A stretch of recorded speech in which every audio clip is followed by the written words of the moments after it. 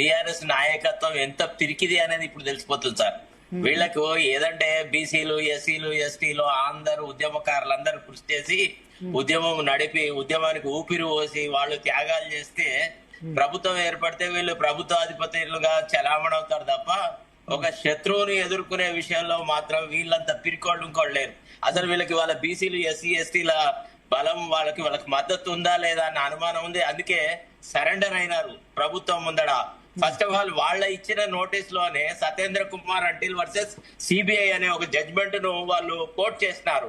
మరి ఆ జడ్జిమెంట్ ను పూర్తిగా చదివి రాశారా లేకపోతే పూర్తి చదవకుండా రాశారా ఒక ప్రశ్న అందులో క్లియర్ గా ఉంది. ఏం చేయాలి ఇప్పుడు? ఒకవేళ కేసీఆర్ గారు కనుక రేపటి రోజున పోకపోతే the police would have approached the competent court for issuance of summons issue చేసే ప్రొసీజర్ లో సత్యేంద్ర కుమార్ అంటిల్ వర్సెస్ సిబిఐ లో క్లియర్ కట్ గైడ్ లైన్స్ ఇచ్చారు. ఏమని? సమన్స్ ఇచ్చే ముందు కూడా నువ్వు ఆలోచించాలి. Issuing summons to a person without any proper reason would entail the magistrate concerned being sent to the judicial academy for training once again అని. వీళ్ళు ఏ గ్రౌండ్ మీద మెజిస్ట్రేట్ దగ్గరికి పోయేవాళ్ళు? ఏమని? కేసీఆర్ మాకు ఇన్వెస్టిగేషన్ తో సహకరించడం లేదు అని. What is the first document that the magistrate would have examined? The reply given by the KCR. అందులో ఎక్కడ ఉంది కేసీఆర్ సహకరించట్లేదని?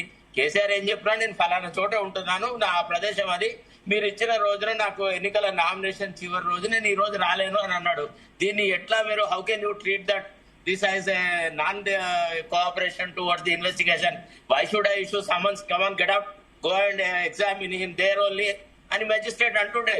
గౌరవప్రదంగా వాళ్ళు వాళ్ళ స్థానాన్ని కాపాడుకోగలుగుతుండ్రి. కానీ వీళ్ళు భయపడ్డారు తిరిగి.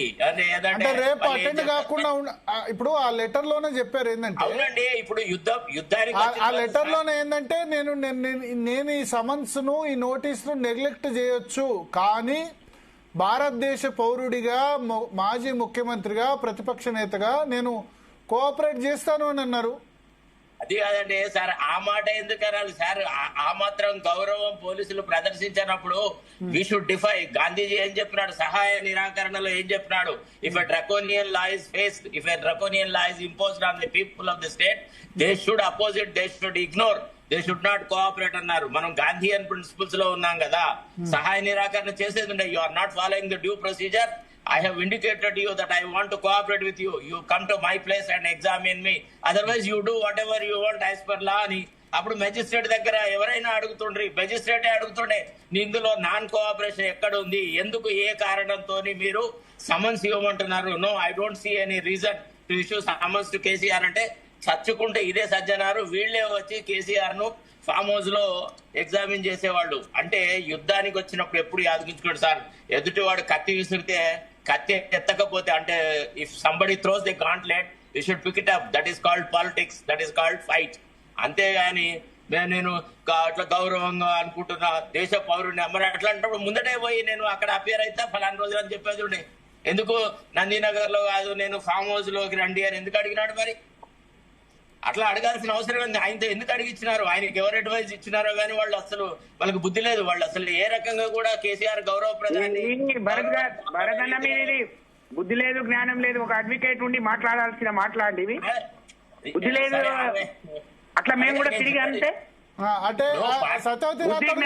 అంటే ఇప్పుడు నిన్న మొన్నటి వరకు అందరూ సారీలు చెప్పి క్షమాపణలు చెప్తే ఇంకా జ్ఞానోదయం కాలేదా? ఏమన్నా నేను సత్యవతి గారు శరత్ గారు అంటుంది ఏంటంటే కేసీఆర్ కి అడ్వైజ్ ఇచ్చిన వాళ్ళని తిడుతున్నాడు. అవును, వాళ్ళకి బుద్ధి లేదు అని మీరు ఎట్లా అంటారు? అంటే ఇంకెవరో అడ్వైస్ తీసుకొని మాత్రమే కేసీఆర్ గారు మాట్లాడగలుగుతారా? కేసీఆర్ గారికి ఎవరితో ఎట్లా మాట్లాడి ఈ రాష్ట్రాన్ని 10 ఏళ్లు ముఖ్యమంత్రిగా పాలించిన వాడు. ముఖ్యమంత్రి ఎట్లుండాలి? ఎంత భీకరంగా ఉండే కేసీఆర్ చాలా చాలా ఉంటారండి. మీరు ఎస్సీ ఎస్టీలకు చేయలేదు, భయపడ్డారు. మీరు ఎట్లా అంటారు? ఎక్కడ ఏ విషయంలో భయపడ్డాం?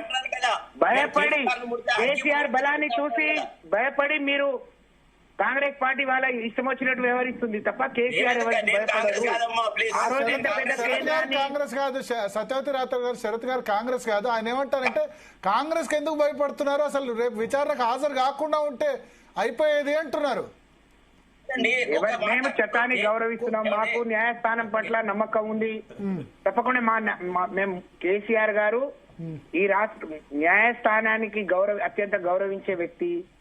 కాబట్టి వారికి ఉన్న నేను మున్సిపల్ ఎన్నికల్లో కొంత బిజీగా ఉన్నాను, నాకు ఇంకో సమయం ఇవ్వండి, అలాగే నేను ఫామ్ హౌస్ లో ఉంటాను, లేదా పోలీస్ స్టేషన్ రాని ఇక్కడికి వస్తా అని ఆయన ఇంత ఇదిగా చెప్పిన తర్వాత ఆయనకు ఎందుకు ఒప్పుకున్నారు, లేకపోతే ఆయనకు సలహాలు ఇచ్చిన వాళ్ళకి బుద్ధి లేదు అని సరి అయింది కాదు కదండి.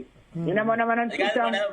మీరు ఆగండి ఒకసారి, ఏదో తొందరపడి మాట్లాడుతున్నారు. మేము అన్న మాటలు మీరు ఫాలో కాలేదు. ఫస్ట్ ఆఫ్ ఆల్ నేను ఏమన్నానంటే ఎవరికన్నా ఇది బుద్ధి లేని మాట, బుద్ధి లేదు అనడం కరెక్ట్ కాదండి.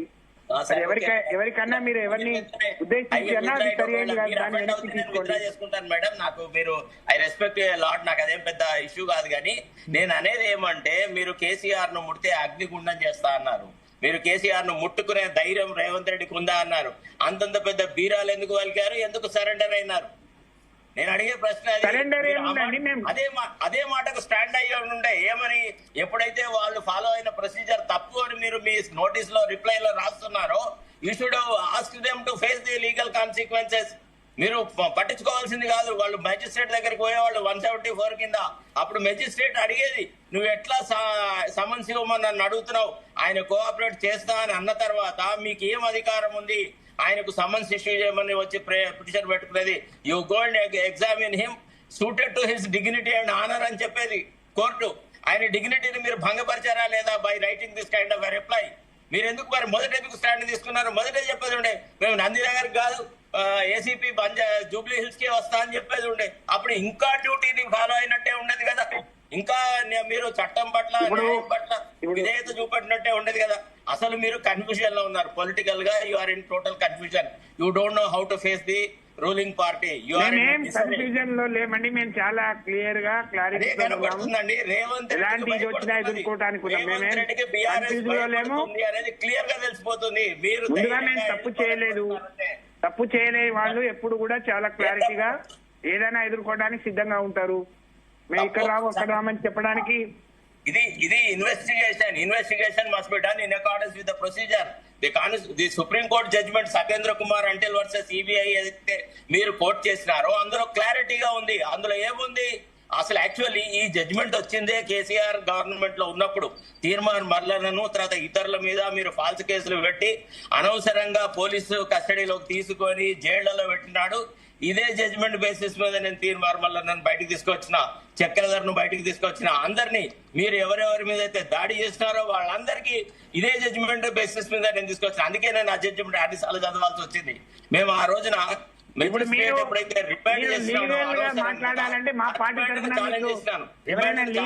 తర్వాత ఆ మెజిస్ట్రేట్ ని మీద డిసిప్లినరీ యాక్షన్ తీసుకోవాలంటే ఆ మెజిస్ట్రేట్ వచ్చేసేసి ప్రొబేషన్ లో ఉండేది. ప్రొబేషన్ లో మీరు ఇప్పుడు వారు లీగల్ పాయింట్స్ మాట్లాడితే లీగల్ గా ఎక్కడ ఏం జరిగింది, ఏ జడ్జిమెంట్ ఏ విధంగా ఇచ్చింది, ఎవరికి అనుకూలంగా వచ్చిందో అది వారితో మాట్లాడియాలి. నేను ఏదైనా పొలిటికల్ డిబేట్ ఉంటే తప్పకుండా పొలిటికల్ గా ఎదుర్కొంటాం, కానీ మీరు లీగల్ గా అంటే మళ్ళీ లీగల్ ఒకటే మేము మొదటి నుంచి నమ్ముకుంది. సత్యవతి రాథోడ్ గారు ఒక క్వశ్చన్ శరత్ గారు అడుగుతుంది ఏంటంటే, అసలు రేపు అటెండ్ అయ్యేదే లేకుండా ఇన్ని పాయింట్స్ చెప్పినప్పుడు ఎందుకు భయపడ్డారు, ఎందుకు సరెండర్ అయ్యారు అని అంటారు. ఆయన ఏమంటారు? భయపడి కాదండి, అది గుర్తుపెట్టుకోవాలి. భయపడి కాదు, ఆయనకు అడ్వైజ్ ఇచ్చిన భయపడ్డట్టు ఎక్కడ? ఇప్పుడు అది కాదండి, అంత పెద్ద ధీరులు పరాక్రమవంతులే కదా మీరు. తెలంగాణ సాధించిన గొప్ప ఘనత సాధించిన వాళ్ళు కదా. తెలంగాణ మీరు మృత్యు నోట్లో తలకాయ పెట్టి తెచ్చిన వాళ్ళు కదా. ఎందుకు ఇంత పిరికి వాళ్ళు అయినారు? ఆనాడు మాలాంటి ఉద్యమకారులు ఉండేది, ఆనాడు శరత్ కుమార్ ఇంకా వేరే వాళ్ళు కూడా ఉన్నారు. ఇవాళ వాళ్ళు ఎవరు లేరు. సుజాత గారు ఇస్తాను అవకాశం. వెయిట్ మీరు తెలంగాణ ప్రజలను వంచినారు కాబట్టి ఉద్యమకారులందరూ మిమ్మల్ని వదిలెట్టినారు కాబట్టి మీకు ఇప్పుడు ధైర్య సాహసాలు ఇచ్చే వాళ్ళు ఎవరు లేరు కాబట్టి మీరు పిరికి వాళ్ళై సరెండర్ అయినారన్నాం. ఒకవేళ నిజంగా కేసీఆర్ ని కనుక ఈ కేసులో కేసీఆర్ ను ఏదన్నా రకంగా హెరాస్ చేస్తుంటే రేవంత్ రెడ్డికి చుక్కలు చూపెట్టుండేవాళ్ళు తెలంగాణ ప్రజలు. మీరు యుద్ధాన్ని మధ్యలోనే చూపిస్తారు. సమయం వచ్చినప్పుడు, సందర్భం వచ్చినప్పుడు రేవంత్ రెడ్డి గారిని మంచి చుక్కలు చూపిస్తారండి. సమయం ఏంది? ఇంతకంటే మంచి సమయం ఎక్కడ? మీకు పూర్తిగా దొరికిపోయినారు సిట్ వాళ్ళు తప్పు చేసినారు అనే సంగతి క్లియర్ గా జరిగిపోయింది. అసలు first of all order of accused ఎట్లా తయారవుతుందండి? ఏ అక్యూజ్ ని ఎప్పుడు అక్యూజ్డ్ 1, అక్యూజ్డ్ 2, అక్యూజ్డ్ 3 అని ఎట్లా అంటారు? whether it is the police officer who has got the discretion to serialize anybody, depending on their complicity in the offense, they will be arraigned as accused. ఎట్లా last కు పిలిచినారు కేసీఆర్ ని? ఏ న్యాయ సూత్రాల ప్రకారంగా పిలిచినారు? ఏ criminal strategy అడుగుదా follow అయినారు వాళ్ళు? ఇదే మాట శరత్ గారు మీరు అడుగుతున్న